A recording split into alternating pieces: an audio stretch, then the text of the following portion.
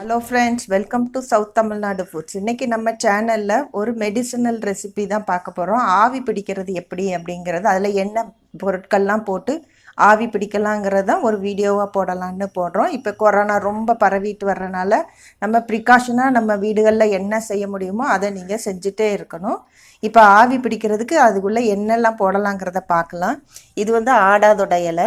இது ரொம்ப நல்ல ஒரு அரோமாவும் கொடுக்கும். சளி, காய்ச்சல், தொண்டை வலி எதுக்குனாலுமே இது வந்து ரொம்ப நல்லது. கஷாயத்தில் இது சேர்க்கலாம். ஆவி பிடிக்கும் போது இந்த இலையை நல்லா பிச்சு போட்டு அந்த ஸ்மெல்லை வந்து நம்ம சுவாசிக்கும் போது அந்த சளிகள் வந்து இல்லாமல் போகும். அதே மாதிரி தான் கற்பூரவல்லி இலை, லெமன். இது வந்து நல்ல எலுமிச்சம்பழம் இலையை நல்லா ஒரு 10 இலை 12 இலை போடுங்க. வேப்ப இலை. அதுக்கப்புறம் பார்த்திங்கன்னா கல் உப்பு, நல்ல ஒரு கை கல் உப்பு அந்த கொதிக்கிற வெந்நீரில் போடணும். கொஞ்சமாக ஓமம், கொஞ்சமாக மஞ்சள் பொடி தயவுசெய்து ரெடிமேடு உள்ள மஞ்சள் பொடியை போட்டுறாதீங்க. அப்படி உங்கள்கிட்ட இல்லைன்னா மஞ்சள் கிழங்க வாங்கி நல்லா இடித்து போடுங்க. அப்போ தான் அதோட உண்மையான அந்த இது வந்து நமக்கு வந்து கிடைக்கும். இப்போ எப்படி பண்ணலான்னு நான் காட்டுறேன். இப்போ பாருங்கள், தண்ணி நல்லா கொதிக்குது. இந்த ஸ்டேஜில் ஒரு கல் உப்பு நல்லா ஒரு கை போட்டுருங்க. ஓமம். அடுத்து பார்த்திங்கன்னா இந்த இலைகள். இது எதுனாலும் நீங்கள் துளசி சேர்க்கலாம்.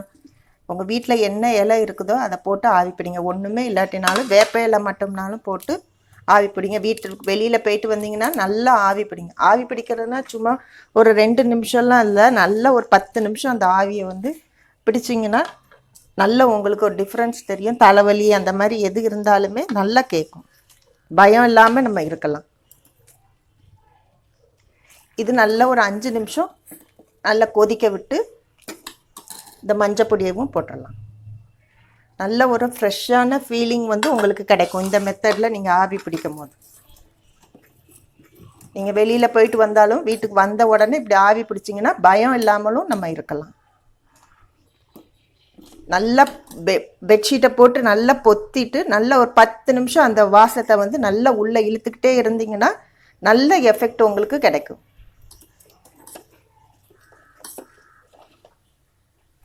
இது நல்லா ஒரு 5 நிமிஷம் அந்த இலைகளோட ஃப்ளேவர் அதுக்குள்ளே அந்த தண்ணியில் இறங்குறதுக்காக 5 நிமிஷம் நல்லா கொதிக்க விட்டதுக்கு அப்புறமா ஆவி பிடிக்க தொடங்குங்க. 10 நிமிஷமாக பிடிக்கணும். பாருங்கள், நல்லா தண்ணி கொதிச்சிருச்சு. இந்த ஸ்டேஜில் நம்ம அடுப்பை ஆஃப் பண்ணிவிட்டு ஒரு தட்டை போட்டு மூடிடுங்க. மூடிட்டு ஆவி பிடிக்கும் போது நல்ல பெட்ஷீட்டுக்குள்ளே போய் ஒரு 10 நிமிஷம் ஆவி பிடிங்க. நல்லா ஸ்வெட்டிங்காகி இருக்கும். அதுக்கப்புறமா நம்ம இதை வந்து மூடி வச்சிடலாம்.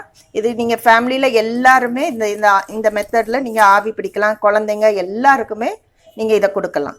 இப்போ நமக்கு இது இப்போ ரெடி ஆகிட்டு ஆஃப் பண்ணிடலாம். இந்த மெத்தடில் தான் ஆவி பிடிக்கணும். உள்ளுக்குள்ளே அந்த ஆவி பிடிக்கிற சட்டி வச்சுருக்கிறேன்.